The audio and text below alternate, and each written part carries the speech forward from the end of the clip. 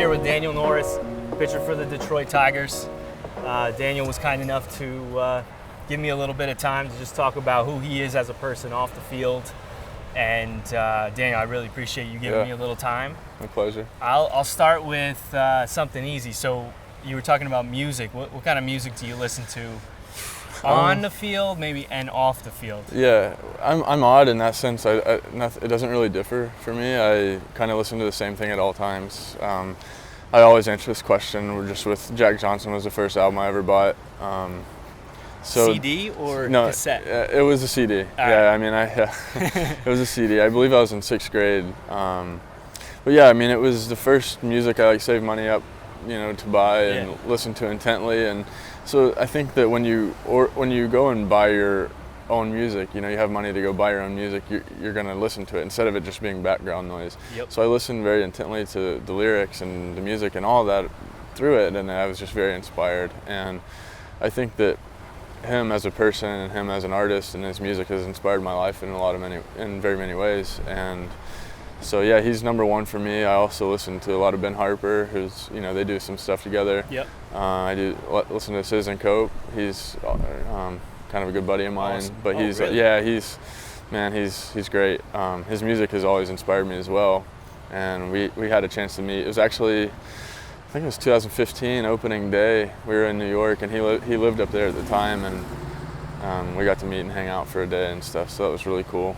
That's amazing. So he almost seems kind of like an inaccessible guy, just his stage presence. So he's very reclusive, and I like that about him. But he's also very intentional with his music, and he's very he has a lot of depth to him. And we've hung out a few times over the years. He recently moved out to California, and we've gotten lunch a few times out there. But awesome friend, but his music is incredible. Amongst him, I listen to other stuff. I like Ryan Bingham, Sturgill Simpson. Yeah, it's kind of music like that I'm really into. Gregory Alan Isakov, he's been a recent find of mine the past couple years, and I really like his stuff. Do you change it up like when you're getting ready to pitch? Do you have anything that you go to? Or? I would say the most upbeat I get is definitely Citizen Cope. Clarence gets a little into it, and I like that. Target. Yeah, Bullet and Target. That was my walkout song for a few years. Oh, nice. Yeah, so I like that when I'm trying to get a little beat to me. I got you. I see in your Instagram profile you have three things that you are in search of, right? Yeah. Eternal life. So what does that mean to you? Oh, that to me is my faith. It's everything to me. I live with the intentions of going to heaven and having eternal life there, and it's just a matter of always living in a way to reach that, and that's what I play for. So that's number one for me. What's number two? Number two is a strike zone. Baseball is my passion. I'm a pitcher, and to be successful, you got to throw strikes. So I'm always searching for that. Early in my career, command was a big struggle of mine. Not that it's not anymore. It's always a battle, but I'm always in search of strike zones, trying to throw strikes and get people out. Have you found anything in the last couple of years that maybe a tweak or something that has helped you? Just staying healthy. With command? Staying healthy. Sometimes when you're not healthy, you try and make adjustments and you make too many tweaks, and that's when stuff goes haywire. Yeah. So.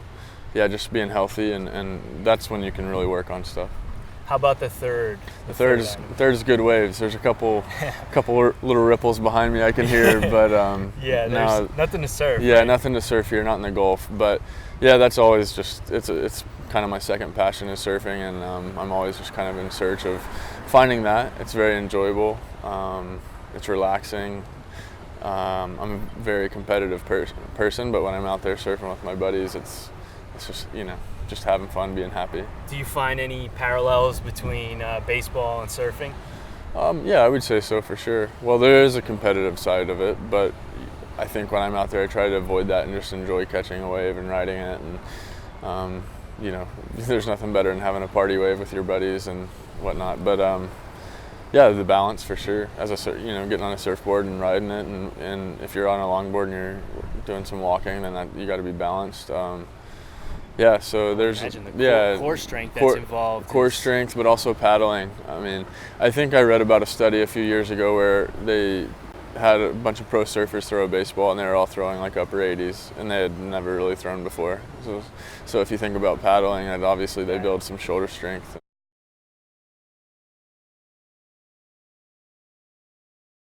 It's an amazing family to be a part of, just because they're all after the same thing. I've had the unbelievable opportunity to surf with Yvon Chouinard, the owner of Patagonia, before, who's somebody I've looked up for a very long time. Just the way he runs his business and how does he run his business? What he stands for. Where he's very sustainable. Everything they do is for the planet, basically, and I've just respected that from a very early age. I've always been into the outdoors, and naturally when you're in the outdoors a lot, you come to love it, and it comes to be a very close friend of yours. So to see it not taken care of very well, it's kind of heart-wrenching.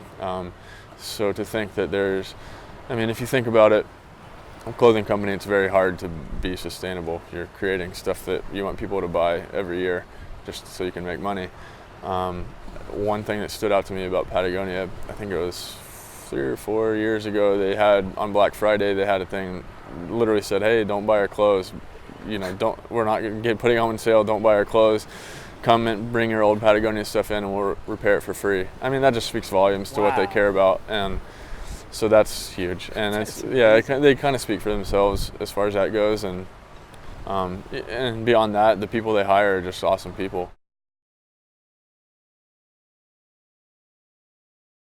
That's tough. I would say either their board shorts or down sweater is their down sweater is a really nice jacket, like a 700 fill, I believe, down jacket, and those obviously wouldn't wear it in the summer, but if you're camping, you can just sleep in it. It's like a sleeping bag for your chest, Yeah. I love those. Are probably my 2 favorite pieces. But I mean, they're coming out with so much new stuff, and so much with technology that's even more sustainable, and just really amazing stuff. And anything I think that's that amazing. of course, I wouldn't put you on the spot Yeah. to know their technology, but what is it that's standing out? Yeah, I guess I'm not as well versed as I used to be. I used to work at an outdoor store, and I would sell Patagonia, so I knew the ins and outs. But I knew they have a high loft down sweater, which is 900 fill, I believe, and the normal one is a 700 fill as far as down. So it's the puffiness of it. Yeah. But they came out with synthetic downs that are lighter weight. They have a nano puff that's looks like a t-shirt, but it keeps you just as warm. Jeez. Yeah, they have quite a bit of stuff, and that's what I love about Patagonia is they're very technical. They're really made for. They started out as a climbing company, and so a lot of their stuff is about climbing and what's versatile on the wall, and what you can put a harness over, and all kinds of stuff like that. But and so I think that wearing that is very important to be active in it, and not just wearing it because it looks cool. The other cool thing that they've come out with recently, I believe the past couple years, is their workwear line, and I think that's amazing. It's a very sturdy, heavy-duty canvas type wear. It's for my dad. I've given him countless of pieces of that over the years, just because he's always working outside, working on cars, and cutting his clothes and wearing holes in them, and that stuff lasts forever. And so it's amazing. I point to my dad a lot just because of what I like to do and what he likes to do. We like to work on bikes and ride bikes and do all kinds of stuff like that because he had a bike shop growing up. But my mom, I think, has given me part of her soul. She's very, she's just very slow to anger, and not that I'm not, but I take after her. But my dad is too. I don't think I can count on one hand how many times I've seen him get mad in my life. So I always talk about my parents. They're just literally the most mellow people you ever meet. They're quiet, unassuming. It's no wonder. Yeah, I've kind of taken after them in that sense, but the whole part about me being a baseball player and being competitive, I'm not sure where that came from, because that lights a different fire under me. But that I think I get a lot of everything from my parents, and then also just many inspiration. I've been inspired by many growing up. I love to read books, and I like to watch films, and I'm easily inspired by those. What's the latest great film that you watched? Well, I've seen it 1,000 times, but 180 Degrees South. It's an adventure documentary done by Patagonia, of course. Jeff Johnson was kind of the main character in it, but Chris Malloy is the oldest of the Malloy brothers. He directed it, and then Keith Malloy, the middle brother of them, and Dan is the one I talked about earlier. They all kind of made that film for Patagonia, and just it's amazing. If you haven't seen it, you have to. And Great. Yeah, it's so I watch that semi-regularly. It's just a constant inspiration, you know. Being a baseball player, you go through and you have a lot of different interests, you know, and being on the road and going to different big cities, it's hard to just kind of stay locked into who you are. So diving back into those films is like, you know, okay, it's all right to be a dirtbag. It's like an anchor. Yeah, exactly.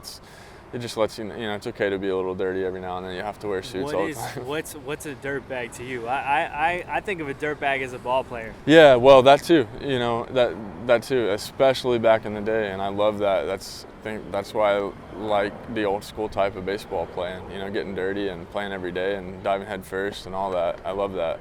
That's definitely a dirtbag. In the sense of outdoor world, dirtbag, somebody just can live in their car for as long as they want. They can do whatever, right. You know, and that's been my case for a while. But yeah, I don't mind it. I love it. So are you living in the FJ right now? Yeah, I've been in it for about 2 weeks now. Yeah, I move into an apartment for camp here in a couple days. You know, I've had the van. I still have the van, obviously, but the reality is I don't think it would make it down here at this point. I've taken it on so many trips now, and it's broken down.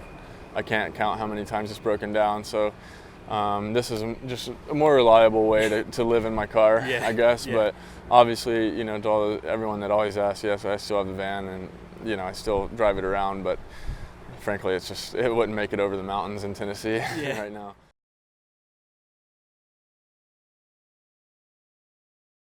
It's James Brewed, as you can see. It's a tent, and essentially, like I love I've always loved the FJ model. It's just kind of like an earthy vehicle. But we took you know, my dad had a huge hand in this too. He can literally build anything. It amazes me. But he had a hand in. We got a different rack because the FJ stock racks are a little curved and it wouldn't really fit a flat surface. So, oh, I see. So we got a different rack, obviously a Baja rack. Put the tent on there. I like the tent because it's air compressed, so I basically just pop a couple latches and the hydraulics will, you know, push it up there, and I just climb in and sleep. It's enough space for sure. It's very comfy. Yeah. It's a little hard to get back down, but that's all right. It's a good workout. But no, I sleep comfortably in it. Especially this time of year in Florida. It's really. I have a Sub-Zero sleeping bag in case I need it, but I've been sleeping with blankets. What are the bare essentials that you have in here? You know, is it baseball and a glove? Is it? Yeah. Well, you know, I always have those close just as inspiration. That's my passion. That's what I love to do. Trusty hat, trusty flannel. I can wear this in any weather. What kind of flannel? So this is Outer Known. Yeah, you asked me about Patagonia. This is Outer Known. Yeah. Tell me about them. They're kind of like a sister company. A lot of people have kind of interchanged from those companies that work there. So they're both after the same thing, a very sustainable company. Outer Known was started by Kelly Slater when he left Quicksilver. I believe, don't quote me, but I think maybe 6-7 years ago, around that, maybe 6, 5. So he started this, and Patagonia, as it said, is a very technical company as far as outdoor wear. Yeah. Outer Known is more of like a casual surf wear, and you know, I like that because that's kind of always been my style. Is just kind of like a t-shirt and jeans and whatever, maybe a flannel. They've been so nice to me, is just kind of keeping me threaded up with stuff, you know, and showing it to people and whatnot, and you know, I'm happy to do so. I think it's, you know, I feel good about it just being at a sustainable company. Also, it's Kelly Slater. I mean, it's his best surfer ever. So. Yep. So, I saw the hat on the Instagram. Yeah. I mean, that thing is swaggy as hell. Pardon my French, but yeah, who is that and what is that from? Yeah. So this is made by Employ Medicine Hats. It's kind of he's a guy based out of Berkeley, California, and he has a hat company, and you know, you're always in need of a good hat. Yeah. And, so I had this one custom made for me. Backstory: I had it made during my rehab process. I laugh, but it was not fun. I kept having setbacks in my rehab, and so I had him custom make me this. And the idea behind these hats is, he prays over them as he makes them, just kind of as a healing thing. And yeah, at that point I was willing to try whatever. So, he prayed for your healing process through this, okay. And so put it on your head, whatever. I'm not saying whatever. It was interesting, and I was like, hey, it's a cool hat. New Era doesn't pray over. No, exactly. So yeah, and it's cool because you basically talk to him and give him an image of what you want, and he makes it happen. And so this is what I got, and it's cool because I've always liked the bandana idea around the brim, and then 3 toothpicks, 3 strikes you're out. So that's kind of my idea for it, and then that's some cool feathers. And so did you have a hand in like the Yeah, basically I kind of told him, what I was thinking, and then I let him go with it. I'd seen his work, so I trusted him, and yeah, it's cool. It's got my life motto, just keep living, on there. Oh, and cool. Show that to that camera there. Yeah. Just keep living. And it's even got your name in there. Daniel Norris, 1 of 1. So yeah, it's cool. Very cool. Yeah.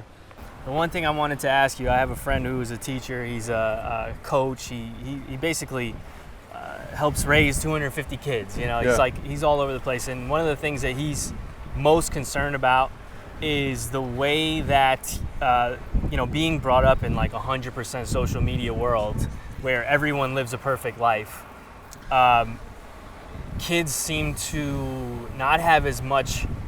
If they face a roadblock, they're more likely to say, "Oh, well, that's it. Then I can't do it because everyone else who's successful has a perfect life. No one has faced these roadblocks." Well, so, what do you say to that? And I'm honestly very glad you brought that up, because that's been something that's been on my mind for a while lately. Is just the whole idea of social media. I'm obviously well aware that I'm on it, and I'm consistently on it, and I use it well. It's part of being a professional athlete these days. The fans and the kids want to see what you're doing. They want to see that, and I get that. And I'm cognizant of it, and I'm into it. So that's that. Beyond that, I don't love it. I don't love social media. I think it's very odd. Again, I say this in a way of I understand that I do use it, but it's very weird in the sense of, like you said, everybody's showing you their perfect life. Everybody looks like they're so happy. I think if you're going to use social media, it's important to be real. It's important to tell real stories, and whether that's about you or someone else you meet. For me, I love meeting homeless people and taking their portraits. That's something that I've been drawn to for a while now, and I love sharing those very real stories. So, not to make people somber after reading them, but it's to remind people that, hey, it's a real world, and people are going through. A lot of different people have it worse than you do. I think that for a young kid growing up, you can't look at social media and think, I don't have this, I don't have that. You can't always be comparing to other people. You're never going to be happy. Is there some story in your childhood, and funny that the Oakley commercial, it shows you as a kid, and the big bully calls you a dweeb or something, and the next thing, four eyes are better than 2. Did anyone ever say that to you? No. That was, they did an amazing job with that commercial. I didn't know that was going to happen. I wasn't expecting it to be that incredible. Right. It was awesome. Was there ever a time where you felt like you hit a roadblock and you were facing adversity, and is there something as a kid that maybe a story you could tell a kid that was real, that you really thought maybe, all right, I'm going to have to figure something out. I'm going to have to overcome this. What is there something that comes to mind when I say that to you? Yeah, last year. Really, last year was very hard on me. Just as far as dealing with an injury, trying to pitch through it and be okay, and then ultimately having surgery and thinking that was going to be the quick fix, and then going through setbacks through that rehab process. I was beating my head against the wall for a while, just thinking, I'm like, man, I don't know if I'm ever going to pitch again, or at least pain-free. But you just have to persevere. You have to, I have my faith in God, and I just knew that there's a plan there, and at some point I'd come out the other end of it and be better for it. you're gonna reach roadblocks. It's gonna happen. It's inevitable. But you just literally have to power through it. Know that it's for a reason. Know that you're gonna be stronger, and almost relish the opportunity. What an amazing opportunity to grow. You know, if everything was happening perfectly, most of us would just stay where we are.